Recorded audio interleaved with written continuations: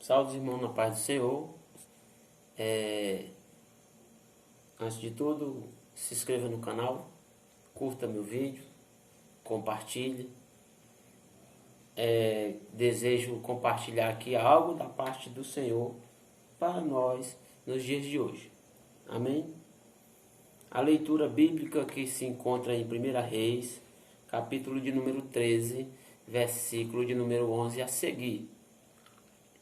E morava em Betel um profeta velho, e vieram seus filhos e contaram-lhe tudo o que o homem de Deus fizera aquele dia em Betel e as palavras que dissera ao rei. E disse-lhe seu pai: por que caminho se foi? E viram seus filhos o caminho por onde fora o homem de Deus que viera de Judá. Então disse a seus filhos: albardai-me um jumento. E albardaram-lhe o jumento e o montou. E foi-se após o homem de Deus e o achou assentado debaixo de um carvalho e disse-lhe: és tu o homem de Deus que veio de Judá? E ele disse: eu sou. Então lhe disse: vem comigo à minha casa e come pão. Porém ele disse: não posso voltar contigo, nem entrarei contigo, nem tampouco comerei pão, nem beberei contigo água neste lugar. Porque me foi mandado pela palavra do Senhor: ali nem comerás pão, nem beberás água, nem tornarás aí pelo caminho por que foste. E ele lhe disse: também eu sou profeta como tu. E um anjo me falou pela palavra do Senhor, dizendo: faze-o voltar contigo à tua casa, para que coma pão e beba água. Porém, mentiu-lhe. E voltou ele, e comeu pão em sua casa, e bebeu água. E sucedeu que, estando eles à mesa, a palavra do Senhor veio ao profeta que tinha feito voltar. E clamou ao homem de Deus que viera de Judá, dizendo: assim diz o Senhor, visto que foste rebelde à boca do Senhor, e não guardaste o mandamento que o Senhor teu Deus te mandara, antes voltaste e comeste pão e bebeste água, no lugar de que te dissera: não comerás pão nem beberás água, o teu cadáver não entrará no sepulcro de teus pais. E sucedeu que, depois que comeu pão e depois que bebeu água, abarrudou-lhe o jumento para o profeta que fizera voltar. E foi-se, pois, e um leão o encontrou no caminho e o matou. E o seu cadáver estava lançado no caminho, e o jumento estava parado junto a ele, e o leão estava junto ao cadáver. E eis que os homens passaram e viram o corpo lançado no caminho, como também o leão que estava junto ao corpo, e vieram e disseram na cidade onde o profeta velho habitava. Glória a Deus. Louvado seja o nome do Senhor. Que temos a narrativa aqui de uma situação de desobediência à palavra do Senhor.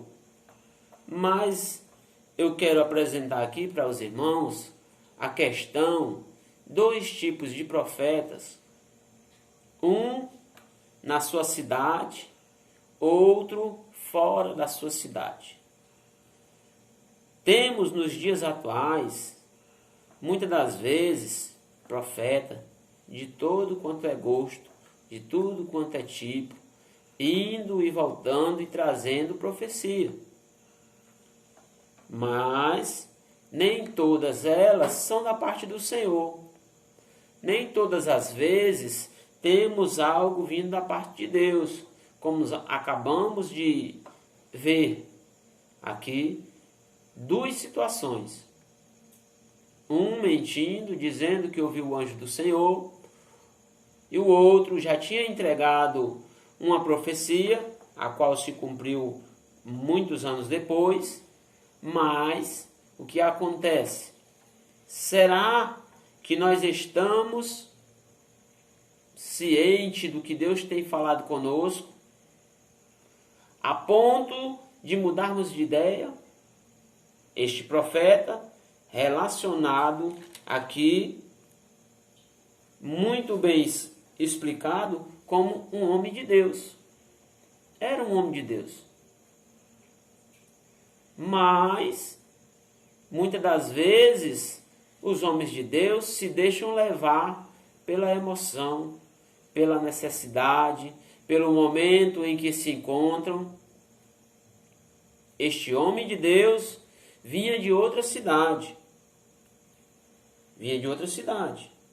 O contexto dessa história se dá após a morte de Salomão, em que o reino de Israel se divide. Roboão, filho de Salomão, reina e, ao trazer uma política dura ao povo, há uma rebelião, há uma revolta no povo, a qual há uma divisão. Isto já predito pelo profeta Aías, que o reino iria ser rasgado. Ele já havia profetizado isto anteriormente e falado para Jeroboão: Deus vai fazer você rei sobre 10 cidades, sobre as 10 tribos. Né? Roboão assumiu e veio com essa política dura, mais dura do que Salomão, porque também não ouviu a voz dos anciãos, a voz da experiência. É necessário que nós estejamos cientes de que, além de nós termos o conhecimento da palavra, nós precisamos também nos aconselhar com pessoas experientes, a qual tem também o temor do Senhor. O reino se dividiu. Aías disse: Jeroboão, tu vai reinar, mas se você não obedecer à lei do Senhor, se você andar em desobediência, o que vai acontecer? Da mesma forma que o reino foi rasgado da mão do filho de Salomão, também vai ser rasgado da sua família, da sua descendência. Então o Senhor envia. No capítulo 13, Jeroboão já começa a desandar no princípio do seu reinado. As 10 tribos do norte o acompanham, né? E começa Jeroboão querer fazer do seu jeito. A palavra do Senhor, ela nos ensina muito bem que é necessário que haja uma atenção na lei, haja uma atenção nos mandamentos do Senhor, nos preceitos do Senhor. Jeroboão começou a levantar pessoas que não eram da tribo de Levi para sacrificar, para fazer holocausto. Nós vemos no capítulo anterior, Jeroboão trazendo a idolatria para o povo de Israel. Nós já vemos a idolatria entrar através das mulheres de Salomão. Vieram de outros países, alianças políticas, e trouxeram seus deuses, e ali nos altos sacrificavam aos seus deuses. Salomão começou a desandar. E Deus disse: eu vou rasgar o teu reino. Aconteceu a divisão do reino. Com Roboão ficou somente a tribo de Judá e de Benjamim. As 10 tribos restantes seguiram a Jeroboão. Jeroboão seguiu na idolatria. Aías tinha dito: se você obedecer ao Senhor, andar nos seus preceitos, nos seus mandamentos, ser fiel ao Senhor, o Senhor vai fazer próximo do teu reino. Mas se não, ele vai rasgar também. Então o Senhor enviou de Judá no capítulo 13, no primeiro versículo, nós vemos o Senhor enviando um homem de Deus a Betel.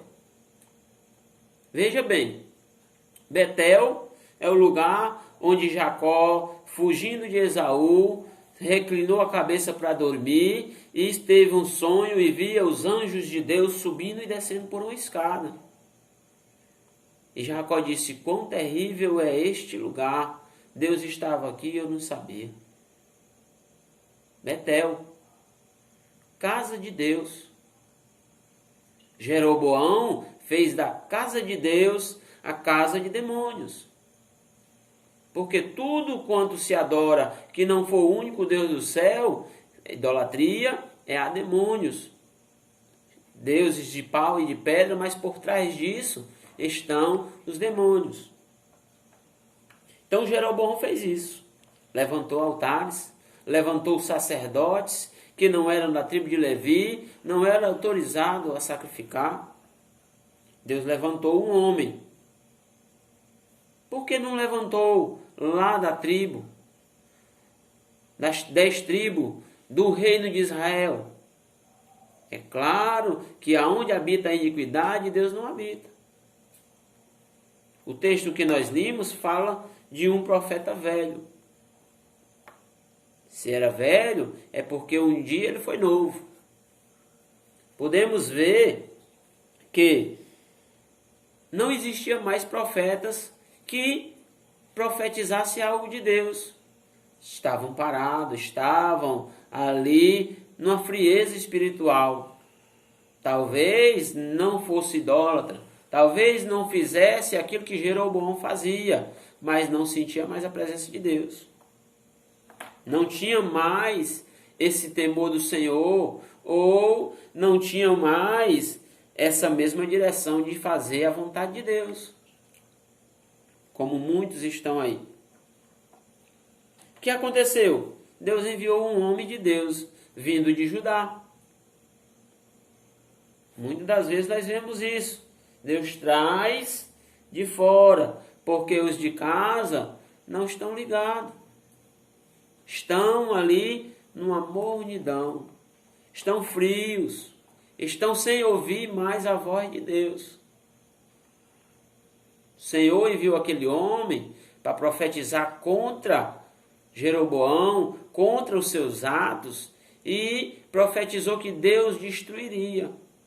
Em cima daqueles altares seriam sacrificados os sacerdotes. Seria queimados os ossos daqueles homens que sacrificavam aos ídolos e não a Deus. Após ele levar a palavra, levar a ordem de Deus a respeito daquela profecia, a profecia foi a seguinte: capítulo 13, versículo 2.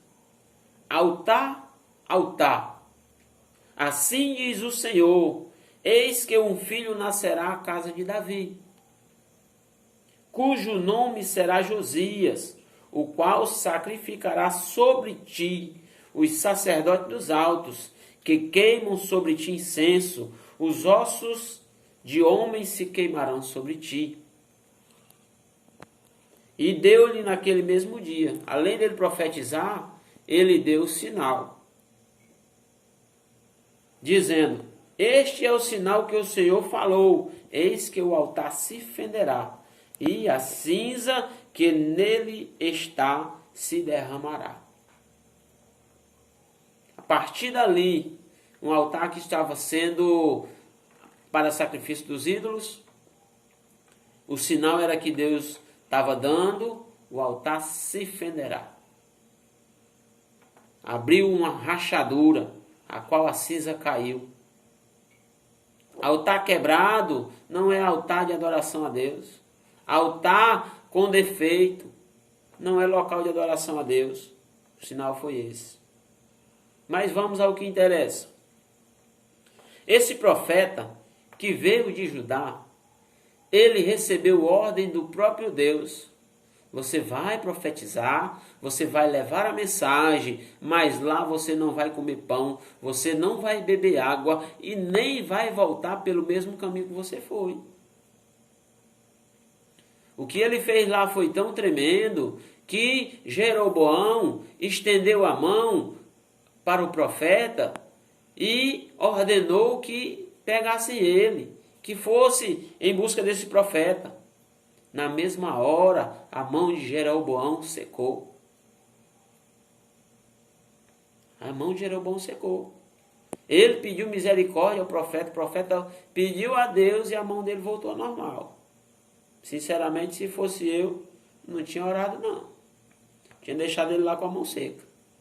Mas o profeta era servo do Senhor, assim como nós devemos ser, nós devemos estar com... As misericórdias de Deus são infinitas, né? Elas não têm fim. Então nós devemos se espelhar no Senhor, também perdoar.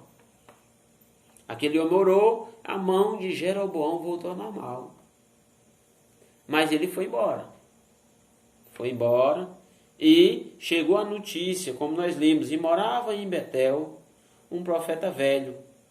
E vieram seus filhos e contaram-lhe o que o homem de Deus fizera naquele dia em Betel e as palavras que dissera ao rei.